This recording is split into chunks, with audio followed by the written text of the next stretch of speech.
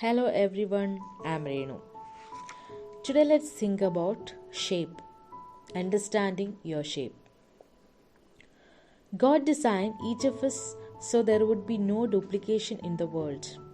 That means no one else on earth will ever be able to play the role God planned for you. You shaped me first inside, then out.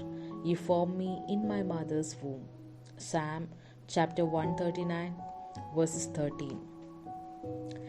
Let's think what this shape is.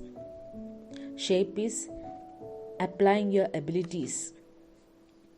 Your abilities are the natural talents you were born with. Some people have a natural ability with words, other people have natural athletic abilities, and some people are good at mathematics or music or mechanics, so on. And all our abilities come from God. You are the only person on earth who can use your abilities. No one else can play your role because they don't have the unique shape that God has given you. The Bible says that God equips you with all you need for doing His will. To discover God's will for your life, you should seriously examine what you are good at doing and what you are not good at. Your abilities were not given just to make a living. God gave them to you for your ministry. Peter said, God has given each of you some special abilities. Be sure to use them to help each other, passing on to others God's many kind of blessings. And the second, shape means using your personality. The Bible gives us plenty of proof that God uses all types of personalities. For example, Peter was a sanguine, Paul was a choleric, Jeremiah was a melancholy, and so on. When you look at the personality differences in the 12 disciples, it's easy to see why they sometimes had interpersonal conflict. Your personality will affect how and where you use your spiritual gifts and abilities. God made you to be you. You can learn from the examples of others, but you must filter what you learn through your own shape. It feels good to do what God made you to do. When you minister in a manner consistent with the personality God gave you, you experience fulfillment, satisfaction, and fruitfulness. And the third, shape means employing your experiences. You have been shaped by your experiences in life, most of which were beyond your control. God allowed them for His purpose of molding you.